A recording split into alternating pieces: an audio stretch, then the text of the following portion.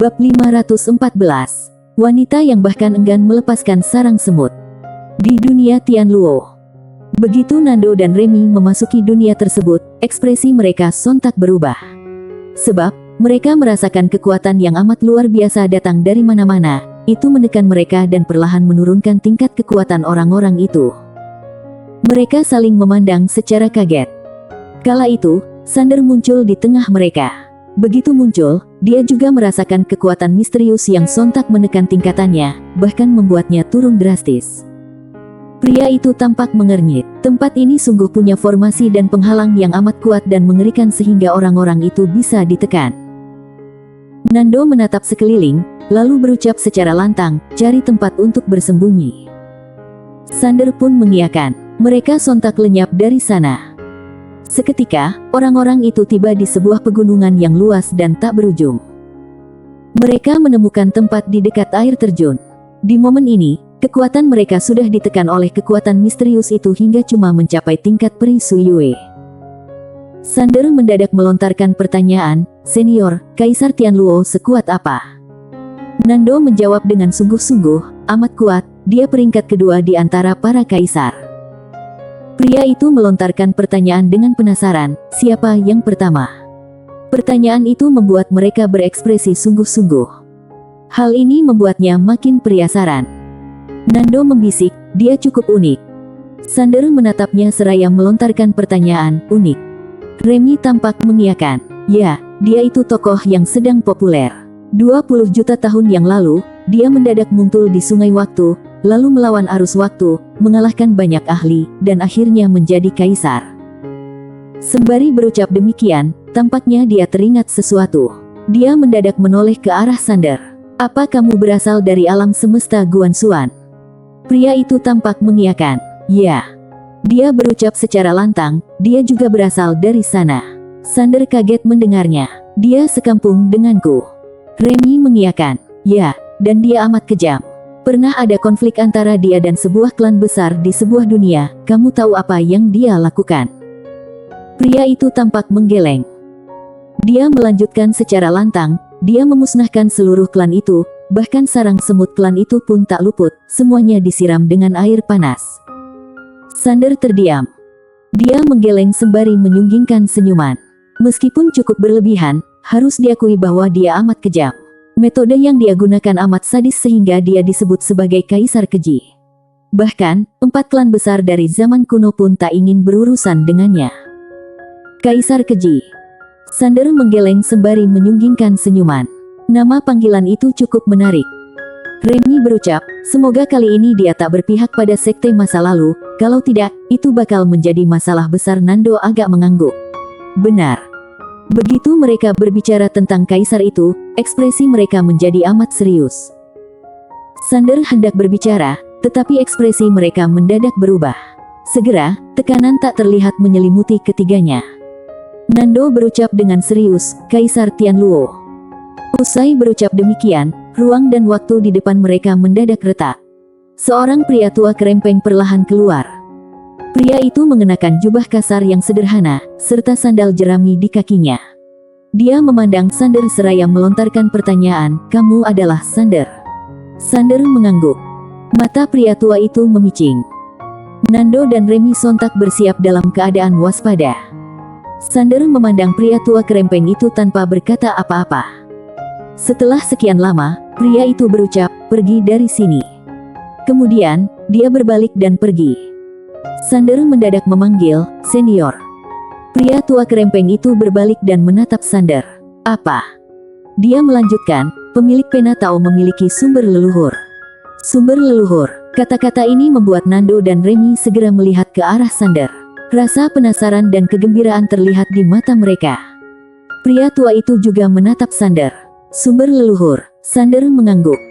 Dia bertanya, "Kamu ingin bernegosiasi denganku?" Sander menjawab dengan serius, "Ya." Pria tua itu menggeleng. "Tidak bisa." Sander bertanya karena bingung, "Kenapa?" Pria tua kerempeng itu menatapnya dengan tenang. "Pasukan naga kegelapan dari klan Gu ada di luar." Pasukan naga kegelapan. Raut wajah Nando dan Remy langsung berubah. Ekspresi Remy terlihat muram. Sungguh gila, mereka bermain terlalu besar. Ekspresi Nando juga sangat suram.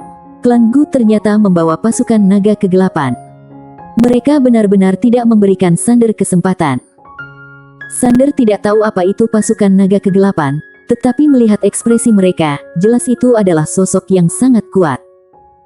Sander menatap pria tua itu, lalu bertanya, "Senior seharusnya tidak takut dengan pasukan naga kegelapan, kan?"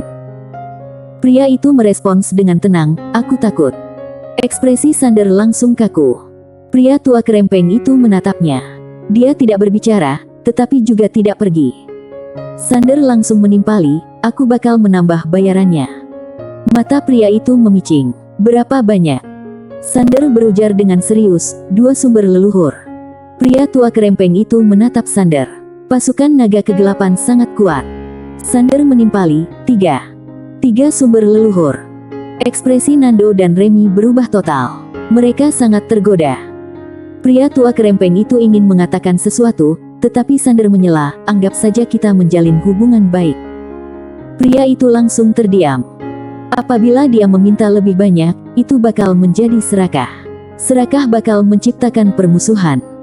Membuat permusuhan dengan orang seperti ini jelas bukan pilihan yang bijaksana. Berhubung berpikir demikian, pria itu berucap, "Sepakat." Sambil berbicara, dia mengulurkan tangan kanannya. Sander melihat pria tua kerempeng itu seraya berujar, "Bayarnya nanti." Alis pria tua itu langsung berkerut. "Kamu sedang bercanda?" Sander memberitahu dengan serius, "Senior, sumber leluhur ada di tangan pemilik pena Tao." Pria tua kerempeng itu menatap Sander tanpa berbicara. Sander berpikir sejenak, lalu berujar, "Senior, reputasi keluarga yang kami sangat baik. Bagaimana mungkin aku bakal melakukan hal yang menipu?" Pria itu tetap diam. Dia melanjutkan, "Kamu tidak percaya padaku, tapi kamu seharusnya percaya pada pemilik pena Tao, bukan?" Pemilik pena Tao. Pria kerempeng itu terdiam. Dia tidak berpikir bahwa ahli seperti itu bakal berbohong, tetapi dia masih merasa khawatir. Bayar nanti.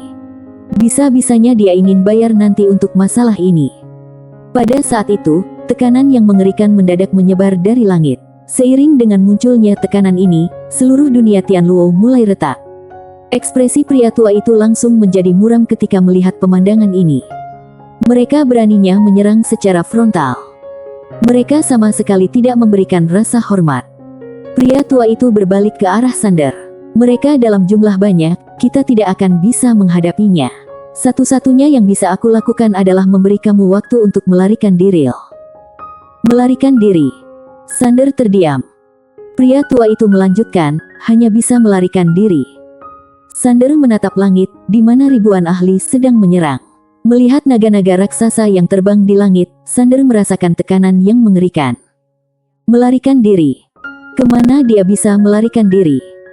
Di momen ini, Maya mendadak berucap, "Aku bisa menghadapi pasukan naga kegelapan itu." Mata Sander langsung berbinar-binar. Maya telah mendapat warisan naga leluhur, bahkan mendapat manfaat dari garis keturunannya. Dia tahu bahwa hewan-hewan mitos sangat memperhatikan garis keturunan. Dengan pikiran ini, Sander memutuskan untuk bertaruh. Sander menatap pria tua itu, lalu berucap, "Senior, aku akan memberi kamu 5 sumber leluhur. Kamu dan Nando harus menahan para kaisar dan penjelajah waktu. Tidak lama, hanya 1 jam." Pria tua itu tampak mengernyit. "Kamu berencana untuk melawan semua pasukan naga kegelapan sendirian?" Sander mengangguk, "Ya." Dia menatap Sander seraya bertanya, "Kamu yakin?" Sander tersenyum, "Ya." Pria tua kerempeng itu mengepalkan kedua tangannya. 5 sumber leluhur. Tidak bisa dipungkiri, dia sangat tertarik. Sayangnya, itu adalah piutang. Namun, apakah pemilik pena Tao akan menolak membayar utang? Pasti tidak. Ahli seperti dia pasti sangat memperhatikan reputasi mereka. Memikirkan hal ini, pria tua kerempeng itu pun menatap Sander. "Aku akan membantu kamu menahan selama 1 jam. Setelah selesai, kamu harus bertemu dengan pemilik pena Tao." Sander mengangguk, "Aku mengerti. Setelah aku bertemu dengan pemilik pena Tao, aku pasti akan memintanya memberi kamu 5 sumber leluhur. Meskipun kamu mungkin tidak percaya pada reputasi dan karakterku, kamu harus percaya pada reputasi dan karakter pemilik pena Tao." Pria tua kerempeng itu menatap Sander. Setelah beberapa saat, dia berucap, "Aku percaya pada karaktermu. Bagi aku, itu adalah hasil jerih payah." Sander terdiam. Pria tua itu tidak lagi berbicara. Dia melihat ke langit, lalu berucap, "Untuk 2 Kaisar Agung, aku akan menggunakan formasi untuk menahan mereka. Kalian berdua harus menahan 3 Kaisar Agung dan para penjelajah waktu." Remy dan Nando mengangguk. "Baik." Sander melihat mereka berdua seraya berucap, "Kalian berdua tidak perlu khawatir. Kalian juga akan mendapatkan sumber leluhur." Kini, dia hanya bisa membuat janji palsu. Jika tidak membuat janji, tidak ada yang akan bertarung mati-matian untuknya. Entah nyata atau tidak, itu tidak masalah karena pemilik Penatao yang membayarnya. Pemilik Penatao pasti akan kesal nanti. Mendengar ucapan Sander, Remy dan Nando sontak merasa sangat senang. Mereka tentu saja juga menginginkan sumber leluhur itu, tetapi mereka tidak berani meminta. Kini, Sander secara sukarela menawarkannya, bagaimana mungkin mereka tidak senang? Pada saat itu, pria tua itu mendadak berucap, "Ayo." Usai berkata begitu, dia mendadak berubah menjadi cahaya dan menghilang di tempat. Segera setelah itu, kekuatan yang mengerikan tiba-tiba muncul di seluruh dunia Tianluo. Kini, Remy dan Nando juga menghilang. Mereka menuju para Kaisar Agung dan penjelajah waktu di langit. Adegan ini membuat Blake mengernyit. Dia tidak pernah membayangkan bahwa Sander dan yang lainnya akan berani melawan. Bagaimana mereka berani? Apakah ini tipu daya? Blake merasa tidak nyaman. "Hati-hati." Sambil berkata demikian, dia juga melihat ke arah kelompok ahli klan Gu di kejauhan. Para penjelajah waktu yang datang bersamanya tidak akan lagi meremehkan Sander. Dia khawatir tentang klan Gu itu. Meskipun klan Gu kuat, mereka tidak tahu tentang Sander. Jika meremehkan Sander, mereka mungkin akan menderita kerugian besar. Hanya saja, klan Gu itu sama sekali tidak mengindahkan dia. Mereka semua melihat Sander di depan mereka. Blake masih ingin berkata sesuatu, tetapi di momen ini, Remy dan Nando sudah berlari ke arah mereka. Sementara itu, kekuatan formasi yang kuat muncul dari sekitar, lalu menuju Blake dan yang lainnya. Sander melihat lebih dari 100 pasukan naga kegelapan di depannya dengan tenang. Pemimpin pasukan naga kegelapan itu mendadak berseru, "Serang." Usai berkata begitu, lebih dari 100 pasukan naga kegelapan berseru bersama-sama, kemudian gelombang kekuatan naga yang menakutkan melanda Sander.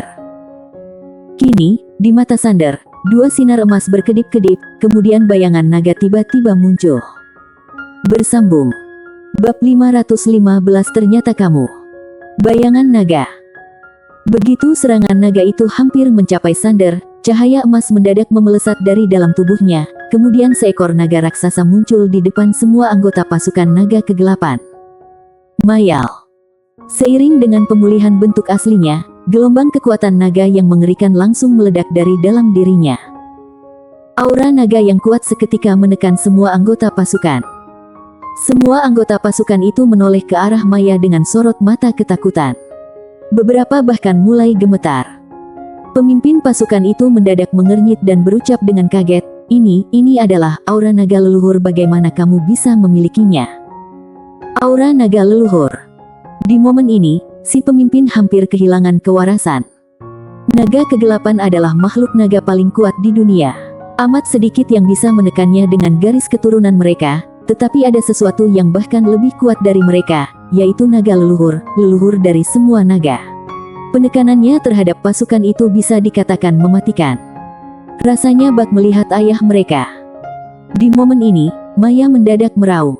Gelombang kekuatan darah yang menakutkan langsung menyelimuti semua anggota pasukan itu di arena pertempuran. Kini, pasukan tersebut tak lagi berani melawan.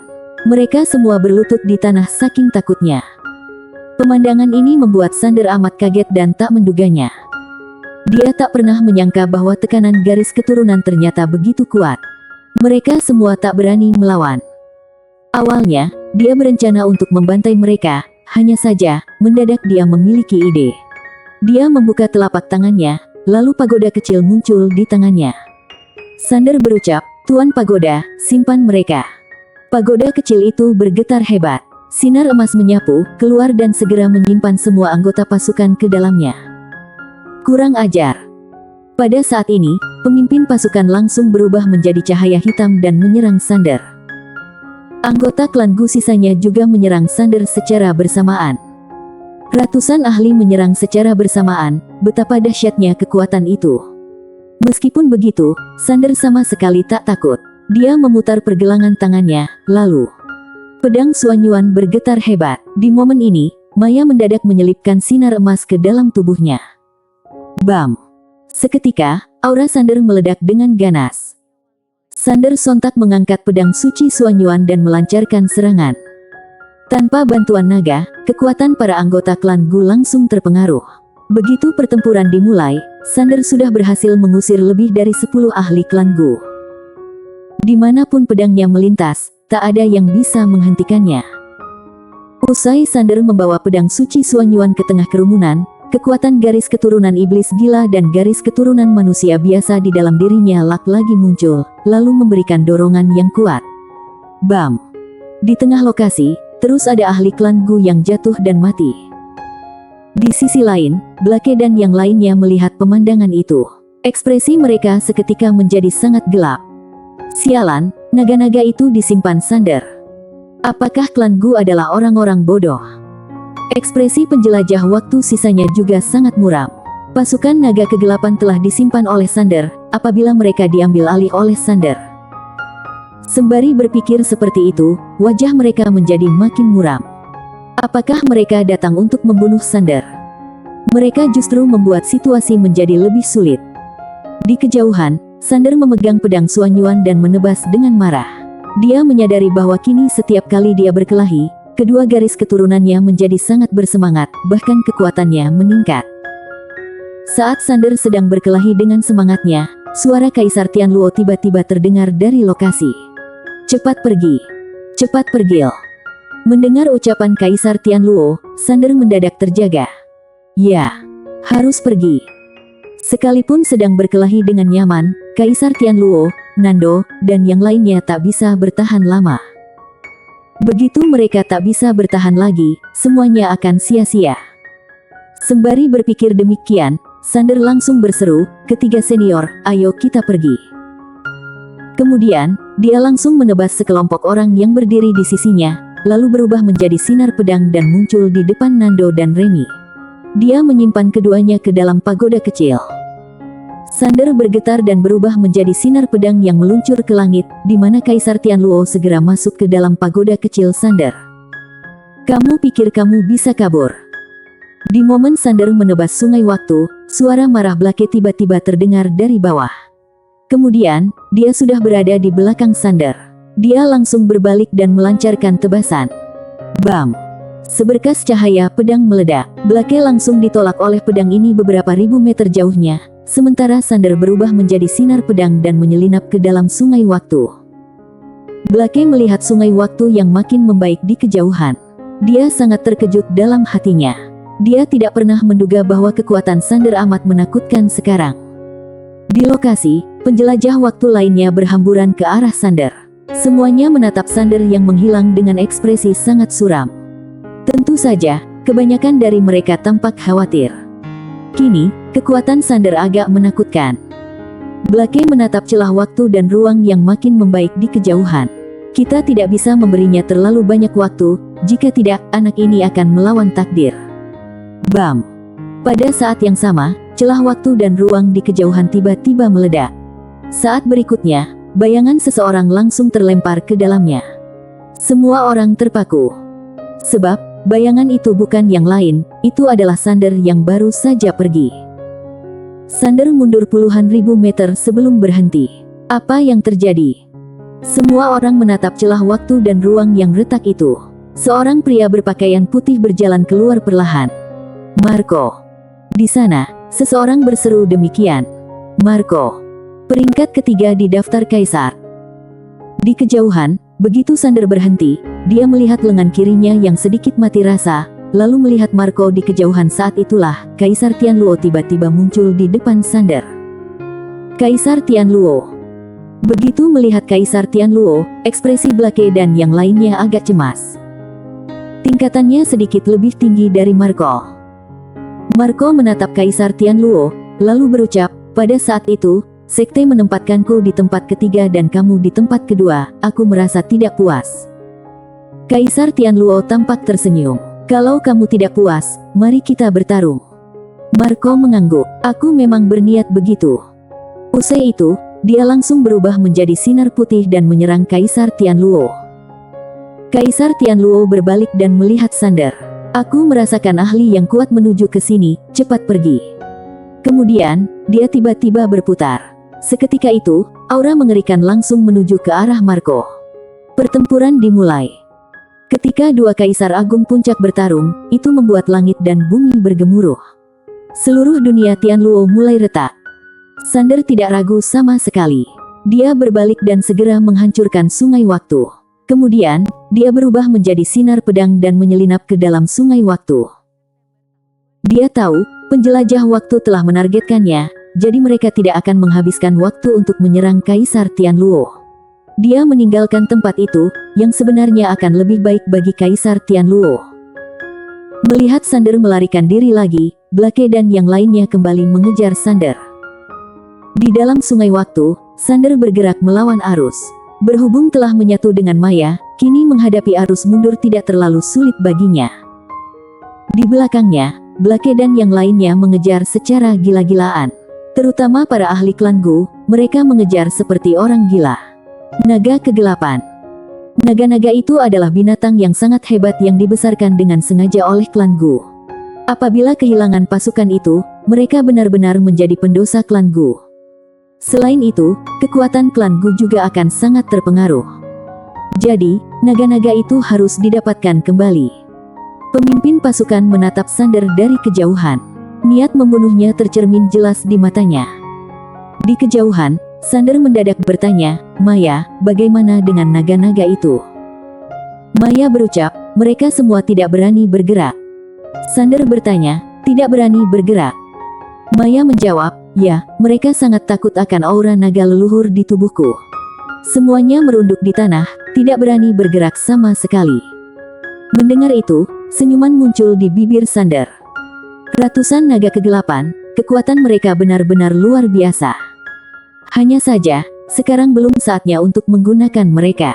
Ketika dia memiliki waktu, dia akan memperbudak mereka satu persatu. Kini, Sander tiba-tiba merasakan sesuatu.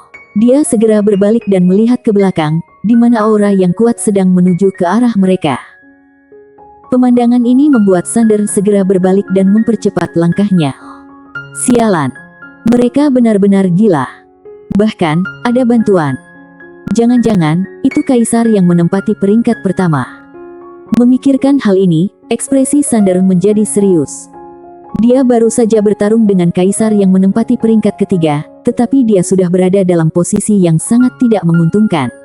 Apabila yang pertama datang. Kemudian, Sander kembali mempercepat langkahnya. Berhubung menyadari sesuatu, Sander tiba-tiba merasakan tubuhnya. Kini, perubahan dalam tubuhnya masih berlangsung.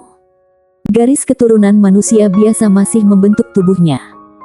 Dia menyadari bahwa saat bertarung, pembentukan itu menjadi lebih cepat.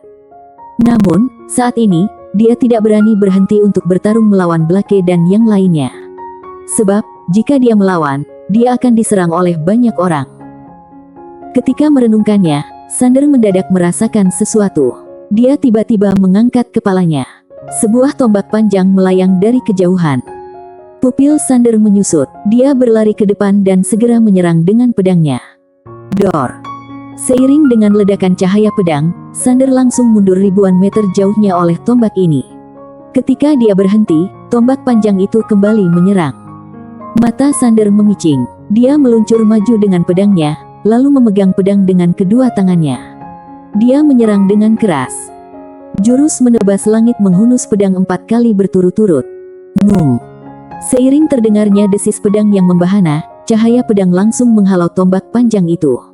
Hanya saja, pada saat yang sama, Blake dan yang lainnya sudah mendekatinya dari belakang, lalu mengepungnya. Sander melihat kerumunan itu. Ketika hendak memicu pertarungan dengan garis keturunan, perubahan tiba-tiba terjadi. Dia melihat ke kejauhan, aura yang menakutkan tiba-tiba terasa. Blake dan yang lainnya langsung mengubah ekspresi mereka. Segera, mereka berbalik untuk melihat ke arah sumber kekuatan yang mendadak muncul. Pada saat itu, sebuah energi yang kuat langsung membuat mereka terdesak mundur. Kemudian, seorang wanita muncul di depan Sander. Dia langsung merah lengan Sander menghilang ke ujung sungai waktu dengan gemetar. Sander terkejut, ternyata kamu. Bersambung.